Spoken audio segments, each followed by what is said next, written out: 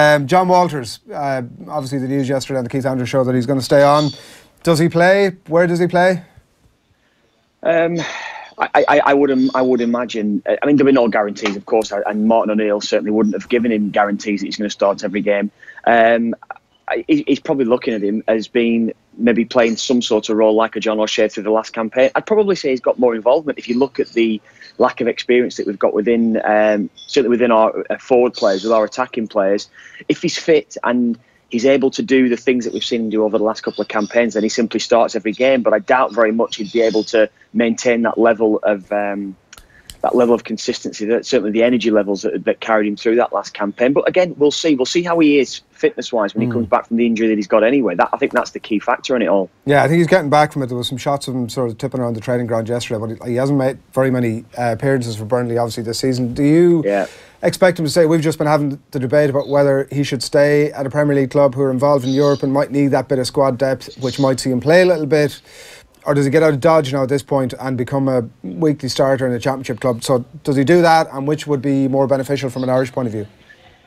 Well, from an Irish point of view, knowing how Sean Dyche goes about day to day and the way that they train, staying at Burnley will not be a problem for him, even if he's not playing every week, because they try and replicate game time for on the training field. I.e., if you're not in the squad, then on a Monday morning you'll do match-specific sort of training that will try to actually replicate the games that you would have been playing on a Saturday. That's what most clubs will do now, but particularly Sean Dyche. I spoke to Sean about that in the past, so that won't be an issue for him. Personally, he's only been at Burnley a year. You mentioned there he's not played a lot of games over the last year or so anyway with injuries. So I don't see any reason why, certainly from a family life perspective, because that's where he lives. He lives in the northwest. Where is he going to go to? I think Burnley would be the perfect one for him, just to stay there, train, and then get himself prepared for the Irish matches. I don't see it being a problem, actually, fitness-wise. Yeah, I'd agree, Kev. I really don't see him leaving Burnley in the summer, given, as Adrian says, they may have a Europa League group stage to contend with. It's not exactly a deep squad as things stand. What does this say about the Republic of Ireland setup, Kevin, and the reluctance from a lot of our veteran players to walk away before their time is due? You've mentioned John O'Shea didn't play any games at all during the campaign, but he was happy to stick around. He was happy to be part of it. This is another example of a player in his mid-30s that just wants to be part of the Irish setup. And it's in the week where we've seen Michael Carrick speaking to the BBC saying how depressed he felt going away with England, that it got to the point where he asked the FA not to pick him in England squads anymore. You don't really see this with England. A 35-year-old that's given so much service to the international team coming back where there's no real guarantee that he's going to be playing. Yeah, I mean, you made a point there. When is your time due? You know when your time's due when, I suppose, the manager's not picking you anymore, when you're not involved. That's when you know that is. I'm not just saying it now, but I've spoke to England players over the years, and a lot of England players that I would have spoken to over the years, certainly through my time, didn't enjoy going away and playing with England. It's a simple fact of it. I've never experienced it with one Irish international, never once. I think the camaraderie that we would have had over the years, I think the togetherness that we would have shown over the years, it kept us coming back more and more. So I don't see that being an issue. I really don't. And maybe in relation to, again, when your time is due, I was getting asked that question. I joked with Dan and Richie last night when I was into off the ball last night. You keep getting asked the question from when you're 27, 28. Is it now the end of your campaign? Are you going to retire? And you're looking at them like they've got two heads. You're thinking, why are you asking this question? I'm 27, 28 years of age.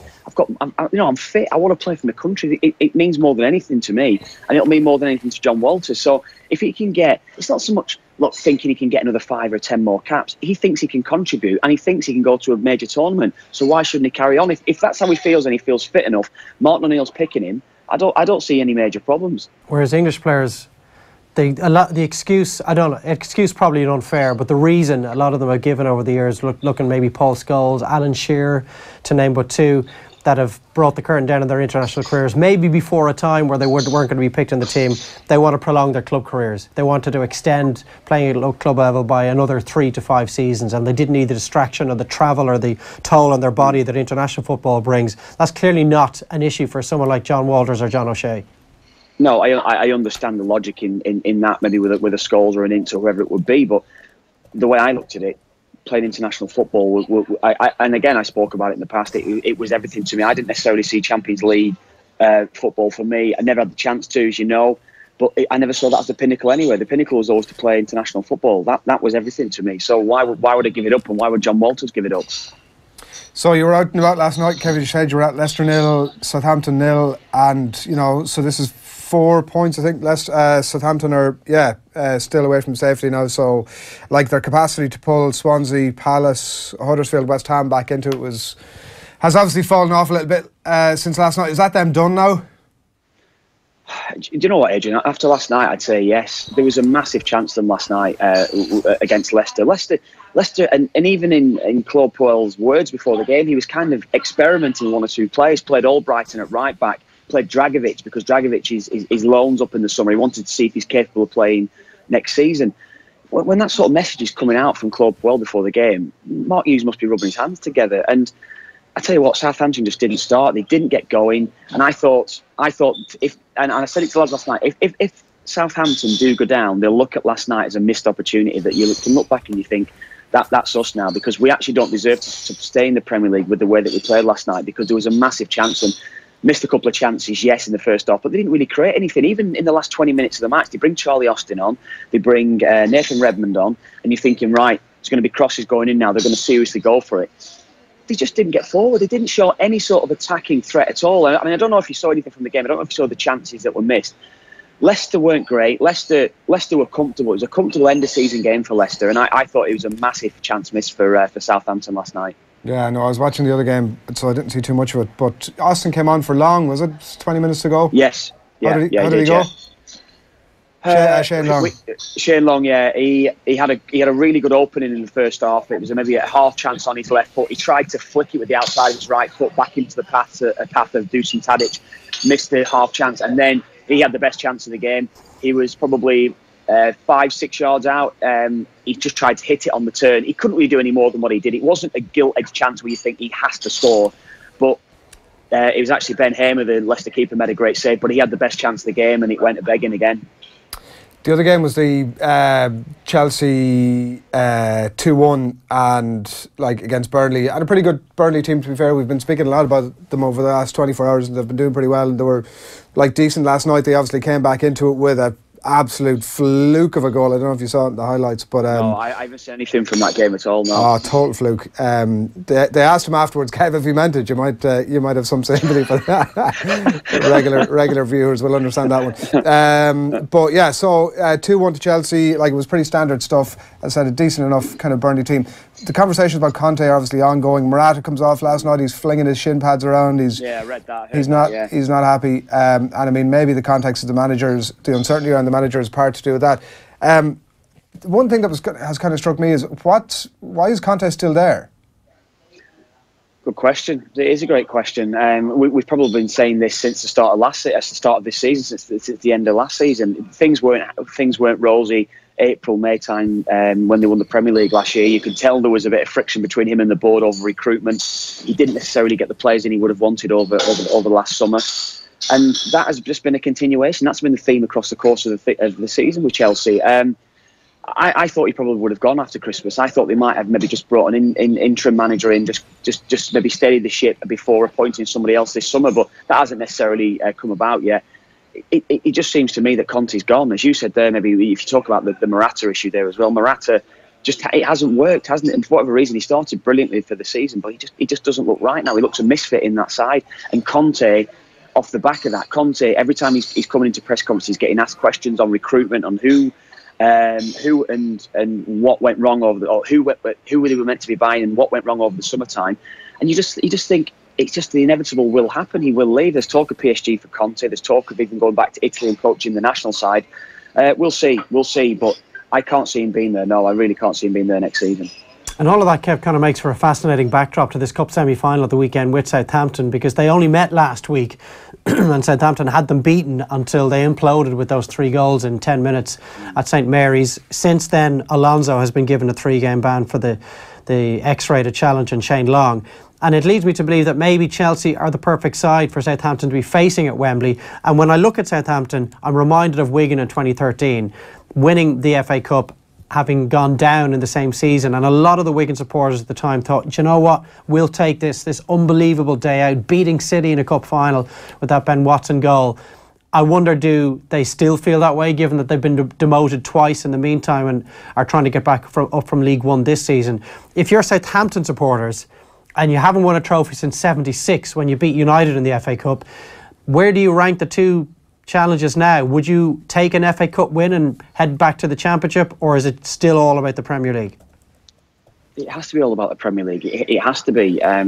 The argument that you make, you may be right. You may be right. It's fairly valid about the fact is that it's a perfect time to play Chelsea, but it's all about Premier League survival. Last night, the side that they put out, I'm seeing them. I'm thinking, right, this is one big push tonight. Let's make that big push tonight against Leicester. Go and win the game, and then it sets you up nicely for the weekend. Particularly so as well that they face Swansea in their second to last game. If they could just get to within 2 points of Swansea before that match, it's game on.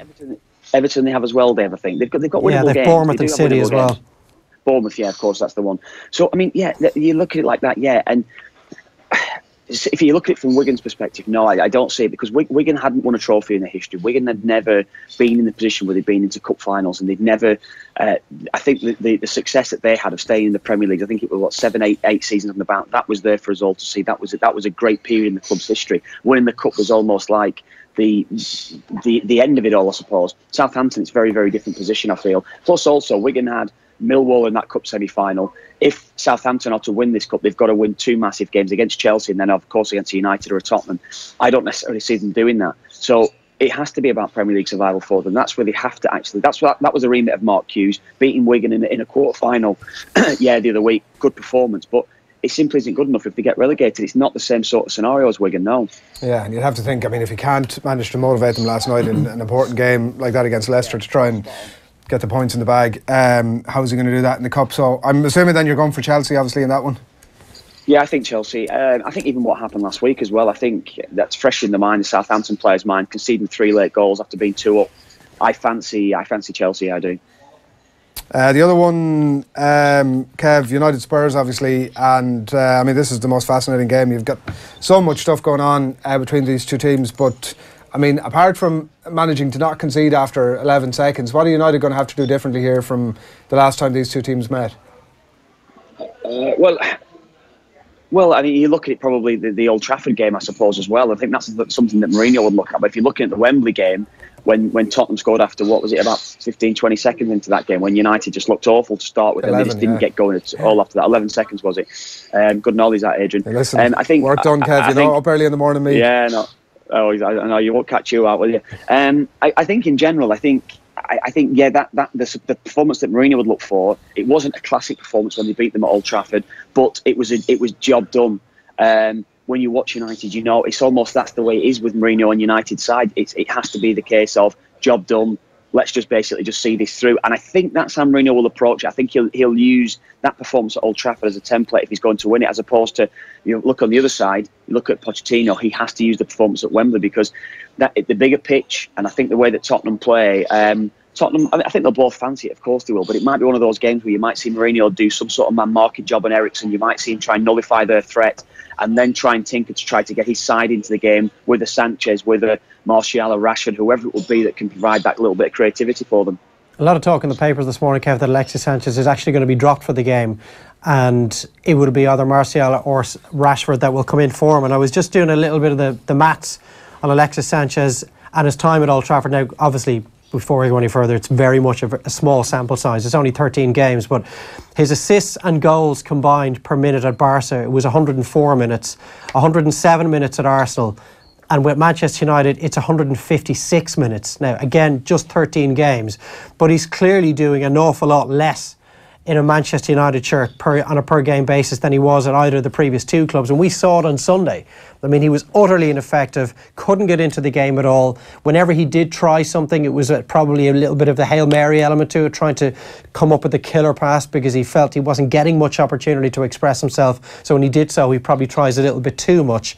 Is that the right move from a Mourinho point of view, to leave him sitting on the bench tomorrow and go with someone like Martial or Rashford or Lingard?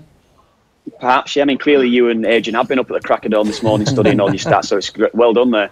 I know. I think in general, I think it's a great point. You and I were there last week. I think what he did last week, you could clearly see, Dave, at the game last weekend. He was trying his arse off, wasn't he? He was trying so hard, perhaps too hard, as you said, trying to force the issue. His work rate couldn't be denied last weekend, particularly in the first half.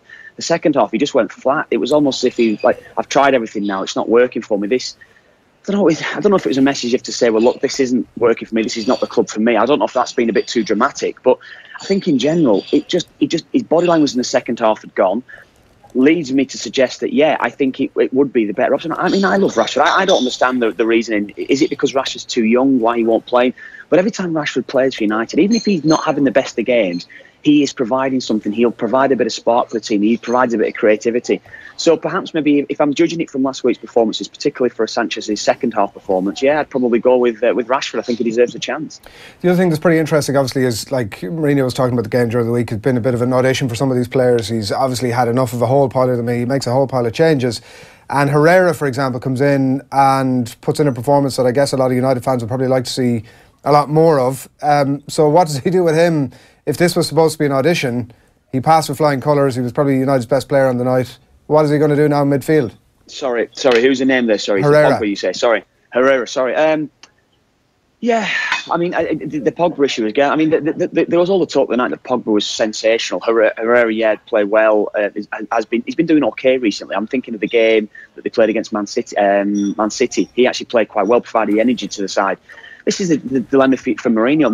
No one's able to provide Mourinho with a consistent run of 10 or 15 games and playing that consistent spell over a long period of time where you can think, yeah, he's a shoo-in. There's only Matic probably that has played consistently. And even at the weekend when Dave and I were there, I felt he was slowing the game down a little bit too much for United, particularly when they were chasing the match. So what's he going to do? I mean, I think this weekend Matic will definitely start warning. With the way that Pogba played the night, I think Pogba will definitely start. I think that's the way it has to be, particularly so there's no in this room game. for Herrera. Well, you might put Herrera on the right side of that midfield. That's the only way. That's the only way they can get those two into the side, or those three into the side. That's maybe the only position that he could play, Adrian.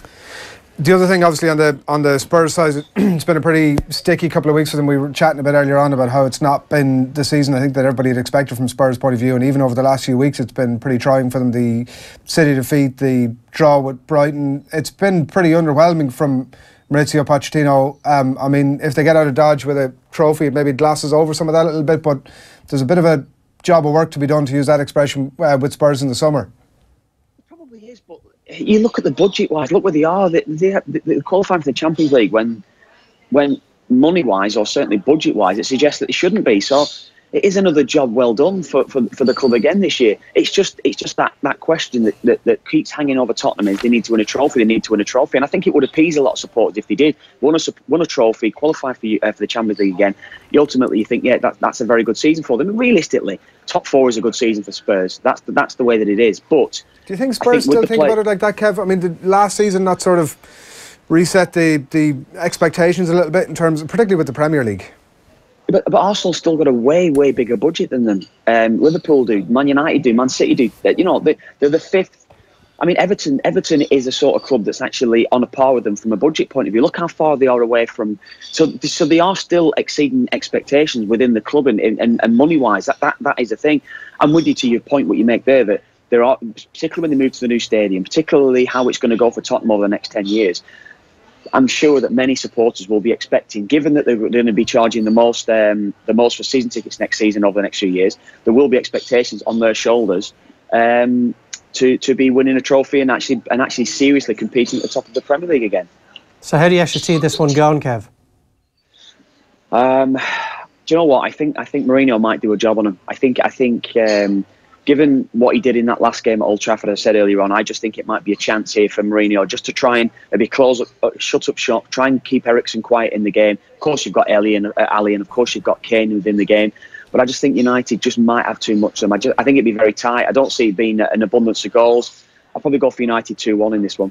Right. I think this one has extra time and penalties written all over it. We'll take some of that good action. Kev, I know you're a 9 o'clock flight. Are you near the gate?